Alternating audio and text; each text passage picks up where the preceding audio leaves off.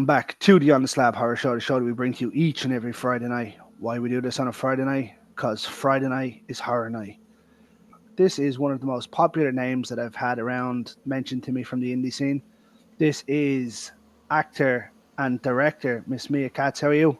I'm doing good. How you doing? Not too bad, not too bad. Thanks for taking the time out of your day for coming on. My pleasure. I'm happy to be here. Thanks for having me. And now we're here. So just tell us a little bit about yourself and how you got started in the business. Yeah. So I went to Bradley University in Peoria, Illinois to be a theater major. They had a really good theater program, and being on stage is originally what I was really set out to do. Because when I was in high school, I was taking acting classes and, acting 1, acting 2, acting 3, acting 4, and I just kept going and going, just kind of on a whim. I was having fun. And then when it came time to choose what I wanted to study in college, I thought, well, what's the one thing I haven't gotten bored of? And that was theater. So I chose a school with a great theater program, and they had classes on acting for the camera as well as acting as a business. And those just they were such good classes, and I learned so much from them that I decided to start going out for film and TV as well. And so the first movie I ever did was called Christmas Crashers by No Man's Land Productions. And I don't think it ever ended up coming out, but it was a Christmas comedy that I played the lead in. And then shortly after, I got introduced to Acrostar, who I've done the majority of my work with. And they've just been so great. I mean, they use the same actors over and over again if they love you. So I love them and they love me, and they keep bringing me back. And I'm like, so thankful. Yes. Yes. That's one thing that's come up that I've found with quite a lot of the indie stars that we've had on. It seems to be there's like a little group that kind of all stick together, and then it's other groups that stick together, and like you hear the same people working together with the same people over and over. And I spoke to a few people, and some people are like, oh, I don't know if I'd like that or not. And I was like, why wouldn't you? If you get good production from the same 4 people or 5 people, why not use them over and over? Absolutely. You know what you're gonna get. I started with Acrostar doing a web series called Blood Sisters, and it's just a YouTube thing. And originally, my character was supposed to have 2 lines and then be killed off. But Steve Herman, who founded all of Acrostar, he liked how I said those 2 lines so much that he wrote me in as a whole character, recurring. And so then I kept coming back for Blood Sisters episodes, and then he asked if I wanted to do Desperate Souls, and it's like, absolutely, I want to do Desperate Souls. And then from then on, that got the ball rolling. So you're the indie John Kramer, eh? And what? You're the indie version of John Kramer from Saw. Sure. He was brought in as a part to lie there for 2 weeks, had a couple of lines, and that was it. And then he became what he became with Saw. Hell yeah. You mentioned the movie there, Desperate Souls. Is one I got to see. I'm gonna say either midway through or towards the back end of last year. This is yourself and Angel Bradford along the way. Also another extremely popular name that floats around the indie scene. Mm-hmm. Now, I'm just grabbing it up here because I don't want to make a mistake along the way. But yeah, it's Joe Rosen as well as he's the main actor in it. Mm-hmm. I had to make sure there. I was like, no, I had an idea what it was, but I wanted to make sure. Yep, that's right.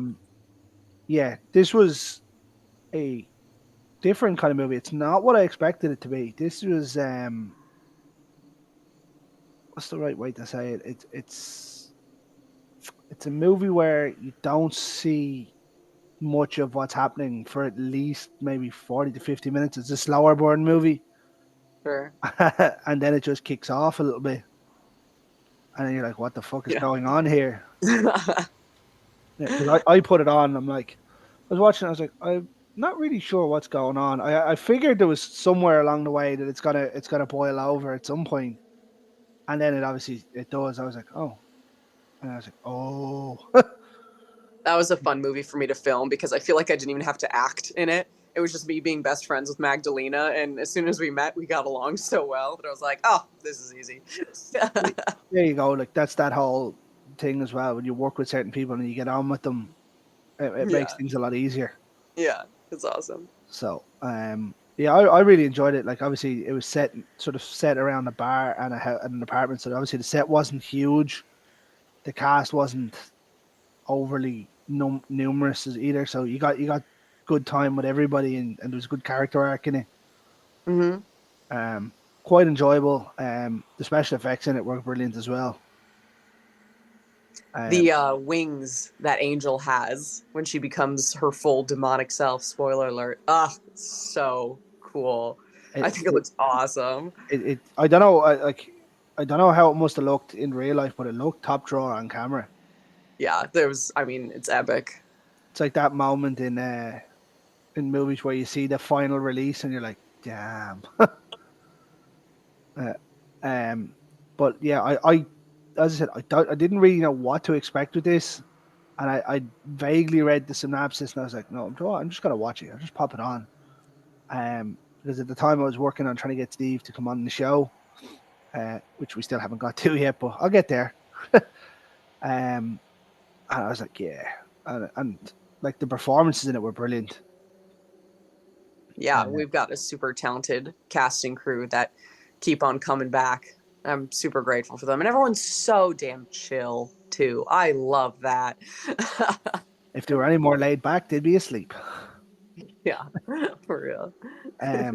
But it's a dark and troubling movie as well. Like, with what everything that's going on and in it. I Yeah. don't want to give too much away. Obviously, we mentioned there may or may not have a demon in there, but yeah, it's a slow burn thriller, so more so than horror, I'd say. Yeah, I mean it's freaky for sure. It's very good though. Really, like, I say it's really enjoyable, but it's not an easy watch, if that makes sense. It's not one you can just put on. You have to actually focus on it. Yeah. And I thought your performance in it was brilliant. Obviously, you play Kelly in it. Yes. In it. Yeah. I thought everyone actually were top drawer in it. Good. Yeah, thank you. Like I said, I didn't have to act much. I was just like, Magdalena, I love you. She's like, I love you. That's just how I am with my friends every day. So Wing it. That one wasn't particularly challenging, to be honest. Yeah. So how did you, obviously just from the series, you ended up being cast in it? Yeah. It's handy, isn't it? No auditions or anything like that. I've had to audition for a couple AcroStar things, but from what I can remember, the majority of times it's just Steve messaging me saying, do you want to do this? And he's really good because when he knows he wants to work with people, he will write in parts for them specifically. That's also a talent. It's writer, director. The way you can do it, you just write parts in because you know it's going to work for a certain person. Poor Steve. I mean, he just works so damn hard 24/7. It seems like he's got a project in the works, which is awesome. But God, he must never get any sleep. I mean, he comes up from Texas to Peoria every time we film. He drives up, which is just I don't know how long that is. I don't know where it is. I mean, if in America, Texas is here, Peoria is like here. Well, so I would say it's got to be at least like maybe like a 20-hour drive, something like that. No. No. Because I know I was literally only looking it up there. My young lad said something about Texas today, and I looked it up, and I was like, you can fit Ireland 8 times into Texas. Yeah. So I can drive from the top of Ireland to the bottom of Ireland in 6 hours.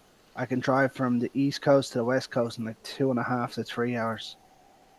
Yeah, I guess it probably depends on where in Texas he is. I'm not really sure, but Peoria is about central Illinois. Was that Chicago?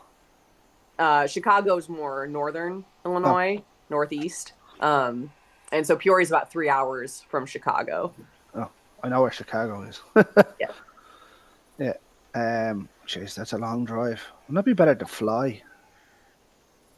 From Texas to Peoria? Probably.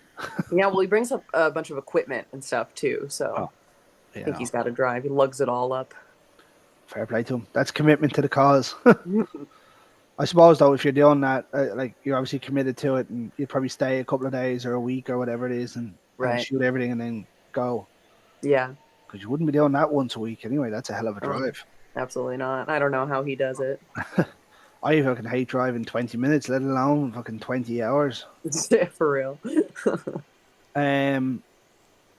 Obviously, you done Desperate Souls with Akistar, and then I had the chance to check out the latest one that they're about to release this year, or some stage this year, in Night of the Dead Sorority Babes. Hmm. You play an absolute arsehole in this, and you play it so well. Thank you. I really enjoyed this. I thought this was good fun. Yeah, that was definitely a fun one to film. We got to choose all of our own character names in that one, which is fun. Nice. So I chose to name my character Roxy Spark, which is a play off Roxy Hart from the musical Chicago. I'd have never got that. I've never seen it. Oh my god, it's so good. I'm not a huge musical fan. If it's not Sweeney Todd, I'm probably not going to watch it. Okay, well, that's a hot take, but that's fair. Yeah, musicals aren't my thing. If it's not a Disney movie or a Sweeney Todd, I'm probably not going to watch it. Definitely not a Disney movie. Yeah, I get that. Like if I was able to do that, I'd do something along them lines. You'd make it fun or something relevant where people would be like, "Oh right, okay, I get that." Mm-hmm. But yeah, I never got the name. Yeah, well, that's okay. But how did you end up in this one? Same way, or was this one a bit more difficult to get into? I think this was also an offer from SJ. Nice. Yeah, we had a ton of really talented women in that one who do a lot of work in the indie community. And so I think he reached out and he was like, I want you to be the bitch. So, bet. I'm in. Didn't even have to bitch. Yeah, didn't even have to finish it. I want you. Yes. Yeah, for real. That's how I am with everything SJ offers me. I'm like, I'll do it. Yeah, there's some really talented people in this. Anna, I've had Anna Clary on the show. She was one of our first guests. Oh, she's so good. Yeah, she's so good. Yeah, I had her on before I'd seen anything with her in it because she was going to star. I'm a huge fan of. I don't know if you've seen the old movie The Mutilator, but she's in the second one of the second part that's coming out this year. Oh yeah. So I ran through like the Mutilator cast, but she was the first guest from it, and like, yeah, she's so good. She was really able to get down into the emotions of her part. I mean, there were times that she would be, offset, just crying because she was really getting into the character that much, and it would, affect her body. Sometimes as an actor, if you really get into it, your body doesn't know what's real and what's fake. And I think she maybe was dealing with some of that. But I mean, that translated on camera so well. And props to her for putting herself through that for the role. I mean, I've seen her in 4 things, and that's the first time I've ever seen her play a bitch kind of character. She's got such a sweet little punum. Yeah. But like when she started speaking, I was like, oh shit, they've really done a number here and changed her right round. I was like, well. Then we had, obviously, at the time of recording this week's episode was Ashley Ann Berlin, who also was brilliant in this. Yeah, she's awesome. She's gas as well. She's hilarious. She played Ditzy so well. She's so funny. So I had said when I recorded with Ashley and Anne and Angel, I had said I had one issue with the film, and it was her character. It just was like I picked it up quite quick that she wasn't gonna be what she said she was. Like she was doing advanced science or advanced forensic science or something.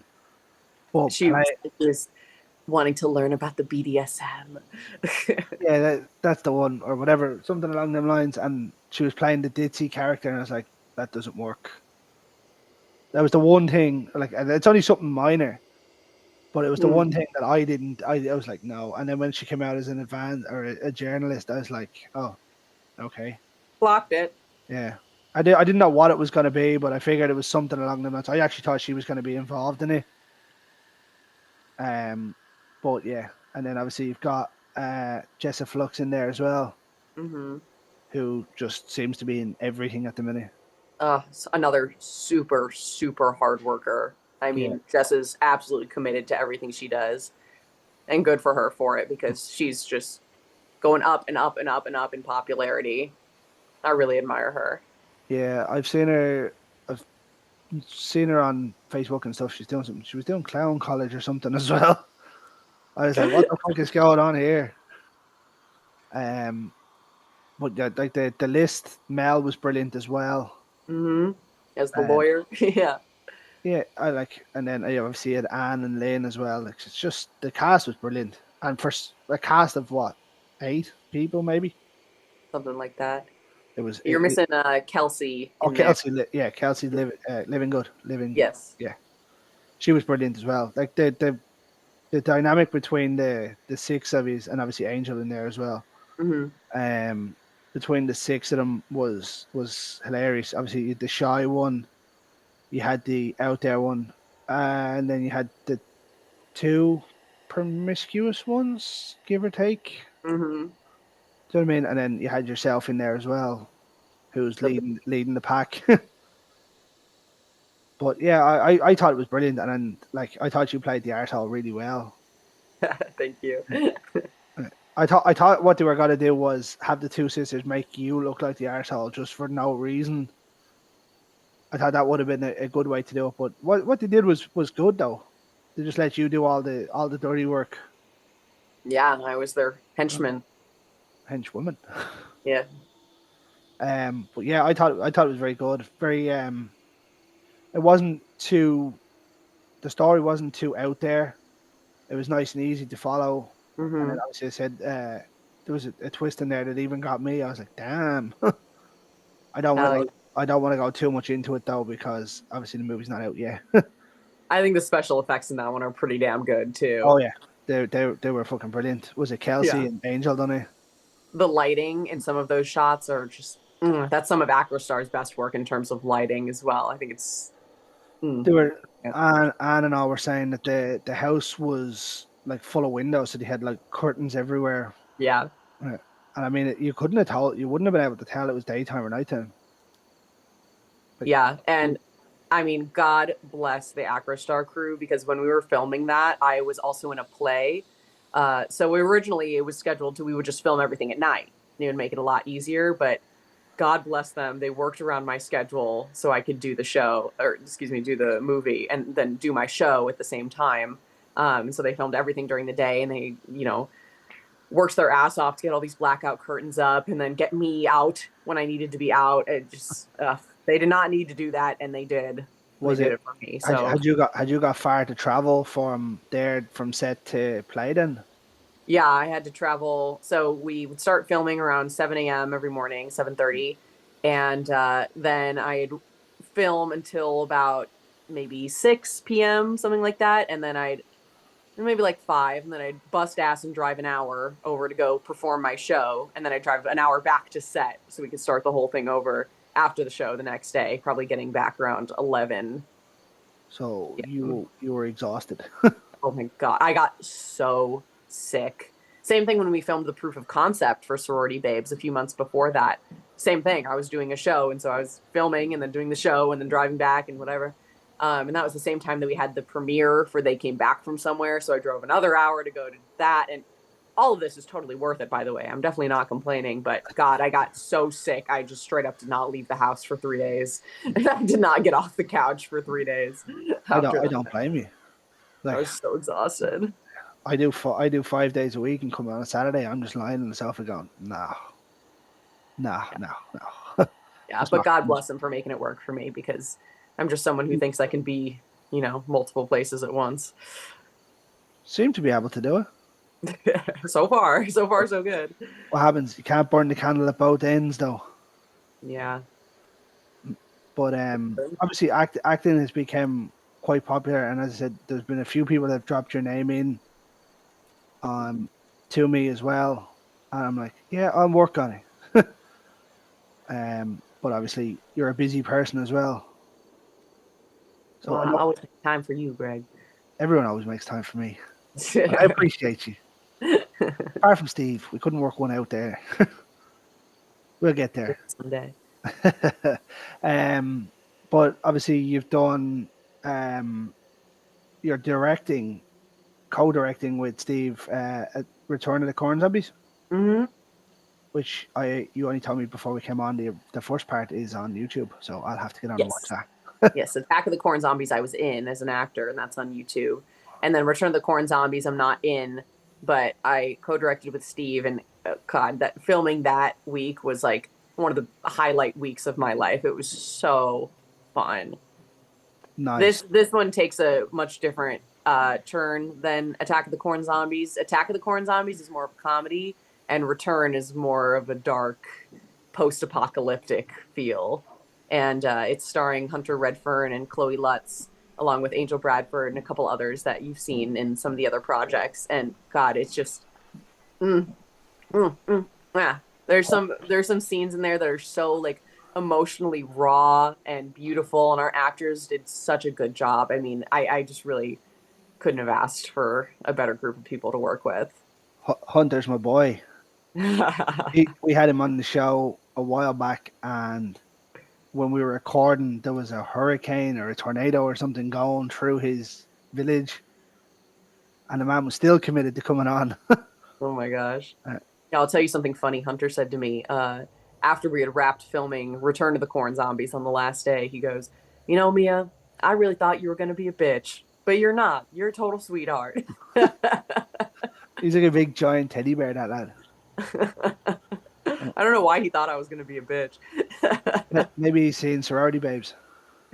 I think it's, yeah, for real. I think it's because I prefaced in the Acrostar group chat before filming, I was like, just so everybody knows, I'm sorry if I come off a little bossy when we're filming, just because I'm trying to keep everybody going and I'm trying to keep everybody accountable that they can do the best job that they can do.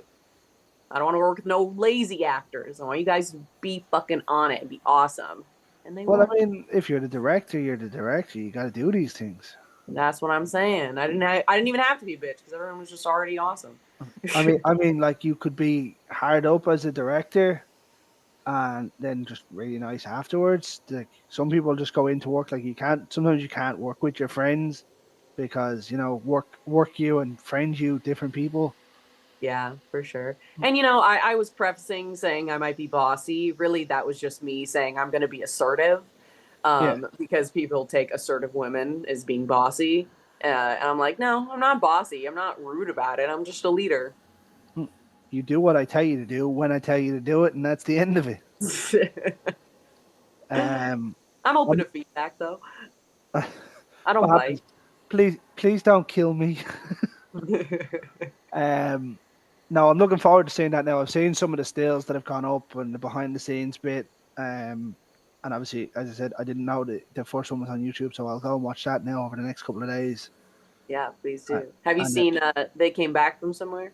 no, you told me that. I think you told me that one's on YouTube as well. Yes. So that's the sequel to It Came From Somewhere, which I believe is also on YouTube, but don't quote me on that. I'm not totally sure. Um, and that's a very campy tribute to like the sci-fi movies of the 50s. It's super, super silly. And God, The goat makes level me movies. the what? The goat level movies. The goat level movies. It just makes me cry laughing every time I watch them. I mean, it's one of those things that the mistakes are left in on purpose because they're Yes. fucking hysterical. See, I love that. Like this is something that people don't get, and horror fans will get it because in terms of horror, you can have the worst, most stupid horror that's brilliant Yeah, because of the way it's filmed, right? But you could also have the absolutely. most serious horror film that's amazing, and people can't put between them. If you're not a horror fan, people can't put between them that why can a shit one be very good, or why can a great one be very good? Do you know what I mean? Like some people can't differentiate, and like it's just the way the film is filmed. Yeah. Like there's certain ways you film a comedy film. Like if you look at say Airplane compared to, I don't know, say Dumb and Dumber. Do you know what I mean? There's a lot of difference in two different comedy. There's different styles of doing it. Yeah. But Of like course. Yeah. horror films for me, like I watch a stupid amount of them. Well, now you got 2 more to watch. Although they came back from somewhere, 2 movies. Those I wouldn't even count as horror movies. They're just comedies. I watch them. I like I like keeping up with former guests and stuff that they've been in. So Yeah. I say former now as we're recording now, but Well, you can turn it into a drinking game, and that'll make it even more fun to watch. Drink every time you see a mistake, and I you'll have a like great time by the end of the movie. That's for sure. I like living. Yeah. How many beers can you drink in an hour and a half? A lot. But no, I'll certainly check them out. I know you're doing a play at the minute as well, aren't you? I just wrapped doing a play. Oh, I you had wrapped. closing night yesterday. That was One Flew Over the Cuckoo's Nest in Bloomington, Illinois, Wow. which is about 40 minutes from where I am. That's a tough one to do on stage, I'd say. It turned out so good. I mean, we had such a good group of actors, and I played Candy Starr, who only comes on for 2 scenes. And so she comes on, she's like, "Oh, you Dan McMurphy," and she jumps in his arm and sticks her tongue in his mouth, and then he's like, "Hey, baby, this is my friend. He's a virgin." She's like, "Oh, well, let's go have sex." He's like, "Okay," and that's basically all she does. But it's hilarious, and you know, it is a heartwarming character, believe it or not, because she brings life to the patients in the ward. You know, she represents some hope outside of the dreary existence that they live. I mean, like there are them kind of characters in most films where it's not so much a comedy relief, but it's light-hearted character in most of those films. Yeah. One Flew Over the Cuckoo's Nest is a great movie as it is. It's again another tough watch at times. Like obviously Jack Nicholson is just ridiculous in it. Yeah, absolutely. I think he's just ridiculous in everything. Even the bad films. God, he's stupid good. It's annoying. Like, you're just looking at him going, "You dickhead." I mean, he has more Oscars than anybody as well. I think, didn't he? I think he has 6. Wow. I think. I might be wrong with that, but he has a stupid amount. But like that's I don't think I've ever heard of that even being on stage. Yeah, the play adaptation is a little bit different from the movie, but it's still pretty similar in terms of the through line. Who played Chief? We had an actor who's local to here. His name is Rich Lau, an older gentleman, and he just fucking killed it. I mean, we had to put a carefully worded note in the program talking about, you know, this is obviously a role for a native person. Rich Lau is not. He's a white man, but you know, he was the best actor for the role. And given the demographics of where we live, there's just no way we're going to find a 6'5" Indian man who is also an actor. Like, I mean, I get where culture is going and whatnot, but for me, things like that, like you have to just look past it. Do you know what I mean? You cast the best person you can get for the role. right. And obviously, there's certain roles in certain plays that you just can't ignore that. Yeah. If the race or the heritage of the character is super important to the role, which you would argue that Chief, I mean, he's literally called Chief.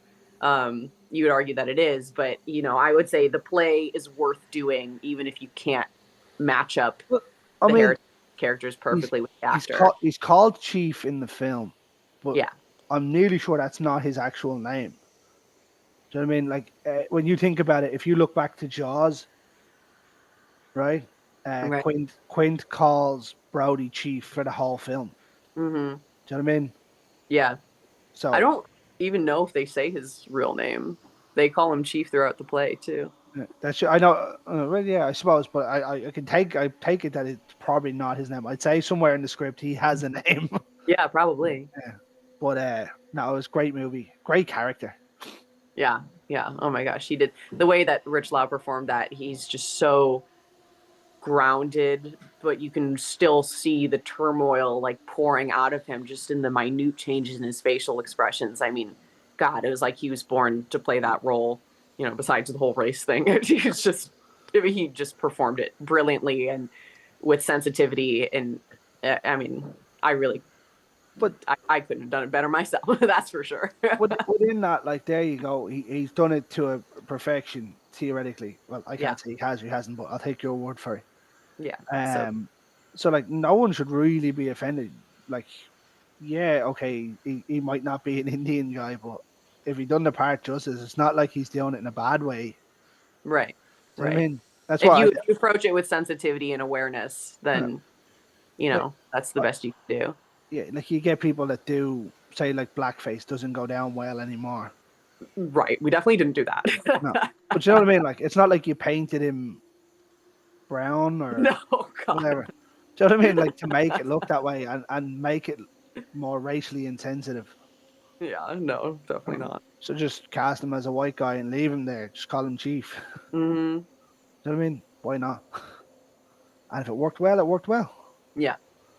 Have you got much else coming up in terms of keeping yourself busy?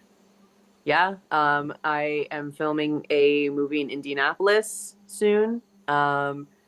Which I don't know if you know since you're not an American, but it's in Indiana. Uh, I know that. I know. When I get to certain places, when they name places, if they have an American football team, I know who they are. yeah, okay, there you go. And that one's called Escaping Darkness. And then I'm doing a play called Don't Dress for Dinner, which is local to me here in Peoria. It's in a theater about 5 minutes away from me. And that's just like a comedy of errors type of play. Nice. Everyone's having affairs with each other and also trying to hide it from each other. It's just, in one door, out the other, and running in circles. God, it hurts your brain, but it's hysterical. Put your keys in the bowl, kind of thing. I don't know what you mean by that. You said everyone's having an affair with everybody. It's like a swingers Right. thing. You put your keys in the bowl. Is that a thing? Yeah. Maybe I'm not familiar with the swingers community. No, I just seen it on a film. Oh, okay. You see it in films. It's. I just take it as it was a known thing. No, yeah, no. Well, you learn something new every day. That's it. Yeah, those comedy of error films, and like I don't do theater. We don't have one here really. We have the big shows that come to like the Port Gosh. Hmm. But I will not pay 70 quid to go to the theater when I can see it in the cinema. But those comedy of error films are some of the funniest films that you'll see, where it's just one thing after another. So I imagine plays would be the same, and obviously you've got to have comedic timing along the way. I think you should pay 70 quid to go see it in the theater. I don't know how that translates to American dollars, but It's about 85 quid. okay. Uh, but seeing live theater is just a visceral experience, especially when the show is so damn good. I mean, there's just you can see something in a movie theater, but something about the ephemeral aspect of live theater, it's just irreplaceable. Now, within saying that, I haven't, like, my missus started going to the theater 2 years ago. She went to see Dirty Dancing Hmm. and then went to see Wicked this year. I think she went to see Wicked 3 times this year, twice this year. Neither of those shows are going to entice me to go. Well, you Um, said you're a musical person, so that's fair. well, I can't stand Dirty Dancing, the movie. I think it's the most overrated film I've ever seen in my life. Okay, fair Um, enough. I have absolutely zero interest in watching Wicked. I'm not even a huge fan of The Wizard of Oz, so I was never going to like Wicked. Well, that's okay. Um, But go see some plays at least. I would actually like to see. I heard The Woman in Black is brilliant on stage, Ooh, but it very rarely comes this way. yeah. But I heard that's brilliant. I'd love to see Sweeney Todd. We're actually doing Sweeney Todd in Peoria. They're putting it up in like a week, I think, is when it opens. Oh, nice. Are Yeah. you in it? No, absolutely not. I'm gonna go see it though. Oh, okay. Yeah, Sweeney Todd's awesome. Mm-hmm. Yeah, we went to a panto last year or 2 years ago. We brought the kids to the panto. That was pretty funny. It's about the closest I've got to a theater. um, but in terms of yourself, obviously you're a stage actor. Um, I wouldn't even say primarily, but which do you prefer, on stage or behind the camera? You know, I love film acting because it's less pressure, you know, but stage acting is really where my heart is because you get that instant gratification of applause and hearing people's reactions. My favorite thing to do after I get off stage is go and run to my mom who just saw it and like, what did you think? Tell me all your favorite parts, your least favorite parts. Not even anything to do with me. I mean, obviously to do with me. I'm like, tell me what you thought of me, but tell me what you thought of everybody else too. I like hearing the feedback immediately. Whereas when you film a movie, it could be a year before you see anything of it, if you ever do at all. I get that. I get that. Does your ma go to everything then? Yeah, she does. So my mom's my biggest support for sure. What happens if you're not good? Does she tell you? I've never been not good. That's the right answer. So I wouldn't know. Exactly. You don't get offers for movies for no reason. Yeah, right. Um. Well, I'll tell you what. Before we finish up ish, um, would you be a big horror fan in general? Oh yeah, for Oh sure. yeah. Yeah. Give me your top five horror films. Top five? Yeah. Okay. Now the hard hitting questions start. Okay, I'm gonna put these all under the umbrella of horror, although they may be considered like slasher or something. Oh, But slashers horror. Slashers um, is a subgenre of horror. Pearl, movie Nice, nice. so good. That is dream roll status right there. I think X is better. Ah, really? See, I liked But, X, but I thought it followed a lot of like the horror movie tropes that but I see in everything else, whereas Pearl was so unique. I think Pearl was definitely the better shot film. Hmm. Absolutely. I think X was just off the charts though. And Pearl, Ty West is brilliant. yeah, absolutely. And I loved Maxine too. Oh yeah. Oh yeah. Pearl, that character is like such a close parallel to my dream role in theater, which is the role of Holdy in the play The Moors by Jen Silverman. If you're not super into plays, and I'm sure you're not familiar, but God, I directed this play out in California last year, and it is so brilliant. It's a dark comedy, and this character Holdy, she wants to be famous and she keeps a diary and she's like, oh, we shall be best friends, closer than sisters. Do you want to wear my shoes? I'll wear your shoes. We can hold hands and we can be sisters. And blah, blah, blah, blah. Like she's so like manic and crazy, but it's full of hope and desperation for something exciting in her life to happen. And I feel that so much in Pearl because she's like, I need to be famous. I need to get out of this goddamn motherfucking town or I will die. And I love characters like that that just have one thing that they need so desperately that they're willing to do anything to get it. Oh, it's so juicy, so good. Okay, I belabored the point, but Pearl, Parasite, obviously. The Korean one, the one that won Yeah, the Oscar. yeah, Okay. so Okay. good. I fucking love. You seem like you're underwhelmed by that response, but so I good. I seen it. I didn't hate it. I didn't love it. Oh, But I loved it. I thought it was brilliant. hmm, Um, I can see why it won an Oscar. It was made to win an Oscar.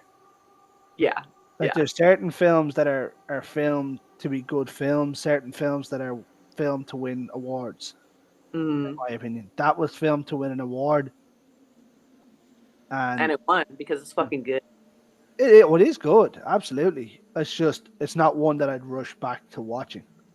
Okay, fair enough. Um, and these are not necessarily in order, by the way.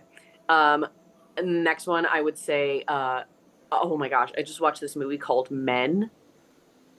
Oh, I've been told about this there recently. That's the one. The picture of the tunnel. Uh, It's like a tunnel looking out into a grassy bank or a river or something. yeah, maybe. I think it takes place in Ireland. 2022, is it? Yeah, that sounds about right. It's definitely a more contemporary film, but God, I mean, it is exactly what it sounds like. It's just this woman who goes to get away from her husband had just killed himself, and so she goes to Ireland by herself to try and get away and like rejuvenate her soul, basically. And all these creepy men just keep popping up one by one. At first, they seem normal, but then they just say something, and it's like, oh, Interesting. I need to run away from you right now. And oh God, I was watching it like screaming because it's so real to like a woman's experience. So good. I just checked it there. Yeah, 2022. It's the Yeah. one it's been told to me a few times. I actually have it saved on the telly to watch, Yeah. and I I keep putting it off. I didn't realize Rory Kinnear from Game of Thrones is in it. yeah. You know, I never actually watched Game of Thrones. Oh, 5 amazing seasons, Yeah. one not so amazing season. Yeah, I heard the ending was Yeah, and it fucked it up completely.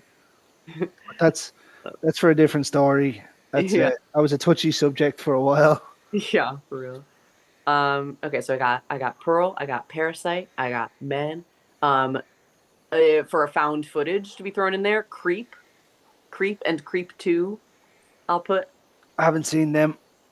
Every really time found. every time someone tells me that movie, I think back to the English film.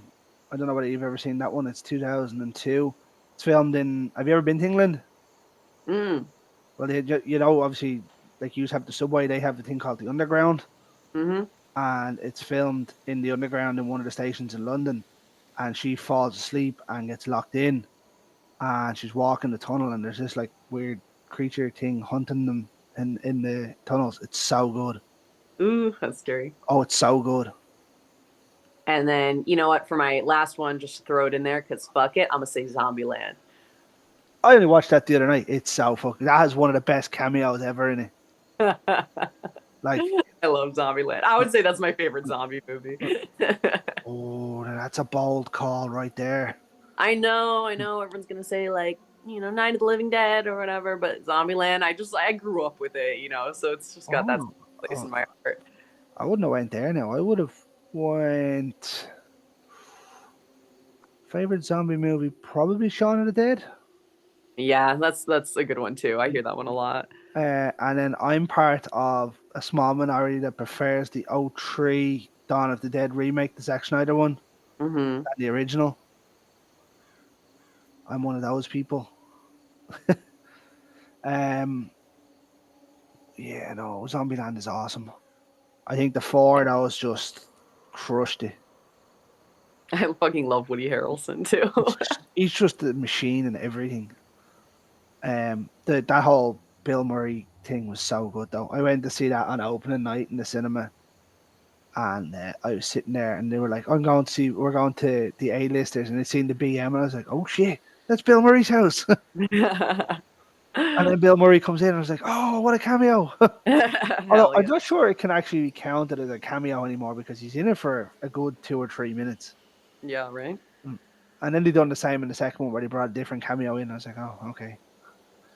Yeah, the second one was good too, but I feel like it kind of fell flat in comparison to the first one. Yeah, yeah. They just rehashed the same kind of story, Yeah. but the first one was so good, so And good. it's supposed to take place like 10 years later. I'm like, how do you still have bullets? There's Mm. no way you still have bullets 10 years later. And how do neither of those two have, or how does Emma Stone's character not have a kid after 10 years? Right? There's So I mean, it's no not as birth if, control in Zombieland. yeah, his pullout game must be on fire. Yeah, for real. Well, that conversation went completely different. Um, right. So they're five good ones. Hmm. Five good ones. I have a funny story. I'll tell you. When I seen X, right, when it first came out, I was the first one of us to see it. And no, sorry, Ted was the first one. He went to see it in the cinema, and then I seen it when it dropped on VOD. And he was saying it's really awkward to watch that in the cinema because obviously it's they're basically making a porno, like. And I was like, wouldn't be awkward for me, but I wouldn't care. But when I watched it, and then Ty West announced Pearl, and he announced Mia Katz was cast as Pearl, I got really angry about it. What? And Why? the lads were like, "What?" Or Ted was like, "What's wrong with you?" I was like, "Why is he casting her? You just had her as one part in this." Didn't realize she played the old lady in X as well. I didn't realize that was her under the makeup. Wait, I don't know if I knew that either. So I need to rewatch X, to be honest. I only watched it once, and it was like a year or two ago. Mia Goth is one of the porn stars in it, but she also plays the old lady that's under the makeup. I don't know if I So knew that. that old lady is Pearl when she's old. Okay, yeah, I should rewatch X. Yeah, I'm missing some lore here, clearly. yeah, yeah. I got so angry about it. I was like, "Fucking, I hate when people do that and they cast the same person in a different role and a different in the sequel or prequel." But yeah, apparently she's the girl under the makeup. Wow, Huh. There's a fun fact for you. cool. Right. Give me your favorite slasher. Pearl. No, she's not a slasher. She's just That psycho. what? She's just psycho. She slashes everyone. That's the equivalent of saying Patrick Bateman's a slasher. He killed like 4 people. Yeah, That doesn't but make you a that's not slasher. enough for you. That makes you a maniac. So how many people do you have to kill for it to be considered a slasher movie? I'd say you have to make maybe double digits. Oh, whatever. I don't know. Scary Movie 2. Scary movie too. That was fun. We're getting the Wayans brothers are doing another one now. They're doing another one? The Wayans brothers have come back. They didn't do one since Scary Movie 2, but they're gonna do the newest one. Oh my god, that's so funny. Yeah. I didn't I even know can't. they were still. I didn't even know they were still around. Man. Well, I'm looking forward to it. Maybe that'll be my new favorite slasher. Right. What's your most anticipated horror of the year? Ooh. Told you the hard hitting questions come out now. Yeah. I'm trying to remember what previews I've seen. God, I don't know. I have a thing here if I can find it that has some on it. If it might be any help to you. If I can find it. I know this year is going to be ridiculous for some of the movies that are coming out. Right, so you've got Wolfman next at the time of recording next week. Companion, Heart Eyes, the Monkey. I'm not sure what that is. Sinners, Until Dawn. That's from a game. 28 years later. I Know What You Did Last Summer. Part 3. Megan 2.0. The new Conjuring. New Predator movie. New Saw. They're doing another Saw movie. Did you see Saw 10? Or Saw Come 10? on. Saw 10 was off the charts. So good. Okay, I'll take your word for it. Maybe I'll watch it because I don't think I saw any past like maybe Saw 7. And then I was like, all right, I'm over this shtick. If I'm not mistaken, the next two in the Saw franchise after 7 are rough. Yeah. Yeah, one of them isn't even in the franchise. One of them was done by Chris Rock. Oh. Yeah. There's a new Strangers movie, Scary Movie 6. There's the new Fear Street. There's Popeye, the Slayer Man. There's Peter Pan's Neverland Nightmare. Jesus. Yeah. Yeah, I don't know. Most of these I have not even heard of coming about, so we'll see. There's a few this year, though. Have you seen Nosferatu yet? Yes, I did see Nosferatu. I haven't seen it yet, but what did you think of it? You know, not my favorite. Okay. I thought Bill Skarsgård did great as Nosferatu. Did not recognize him at all under all that makeup. So when I saw the credits roll around, I was like, what? Bill Skarsgård? Yeah. I feel like, when he's Pennywise, you can like maybe tell a little bit. Yeah. But like Nosferatu, I mean, he just looks like a man, like a big man, a scary man, but he looks like a man. So I'm like, I wonder why they didn't just cast a man who like already looks like that. So they didn't have to deal with all the prosthetics and stuff. But I mean, he did a great job. He was very freaky. Yeah, it's his body movement and stuff. Yeah, long fingers. Oh, I haven't seen any. I haven't even seen what he looks like. Yeah, I I mean know it's I know he has a mustache. yeah, which was strange to me. Nosferatu fell a little flat for me. Okay, I thought Lily Rose Depp, like, she did a good job, but something about her performance, and same with Nicholas Hoult. Like, I love Nicholas Hoult as an actor. I've loved him in everything I've seen him in, ever since he was in Skins, you know. didn't watch Uh, it. but man, something about this, like, I think it was just maybe the writing, because they both did a good performance, but the characters are so forgettable to me. Interesting. I really love the absurdist characters, like Pearl herself. Not to keep talking about that, but um, she is like unforgettable. And something about just the two lead characters being like the straight characters, the relatable ones. I'm like, yeah, I get the purpose of it cinematically, but I'm feeling like I've kind of been there, done that. You know what I mean? And so it doesn't make me Seen it care about them. before. You know? Do you think your love for Pearl comes because she's a strong, badass female who takes no Maybe. shit? Maybe. Because I know a lot of male people that didn't like that because she was the killer, and I was like, but why? I was like, what's the difference? I I think said, it's her desperation that makes her so fascinating to me. Just needing something so bad, it's crawling up your throat. If you don't get it, your life ceases to go on. She refuses to spend the rest of her life on the farm. I don't blame her. Same with Holding in the moors. She refuses to spend the rest of her life stuck on the moors. Same thing over and over and over again, being abused and neglected by her family members. I mean, it's inspirational, truly.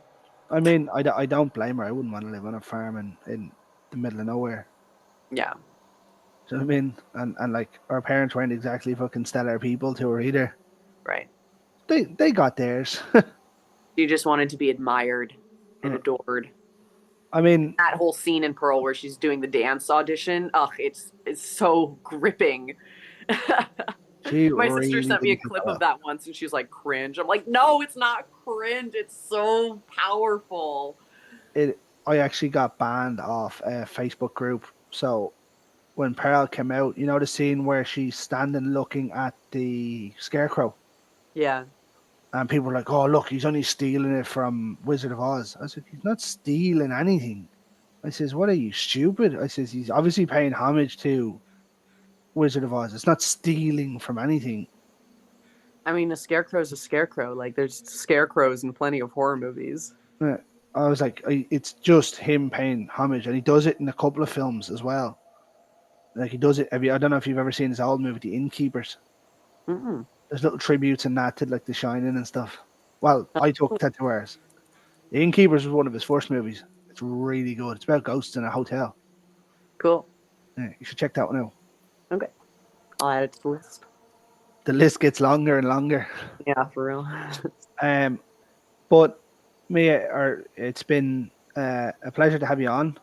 Um, and hopefully everything goes well for you in the near future, and we can have you back on at some stage. Oh, thanks for having me. And obviously, hope all the movie premieres and the shows go well for you. I'll be So, waiting for your review of Attack of the Corn Zombies and They Came Back from Somewhere. oh yeah, absolutely. I'll send it to you. Please do. But for now, folks, I'll finish this the way I finish every single Friday night. In the words of the great George A. Romero, ladies and gentlemen, stay scared.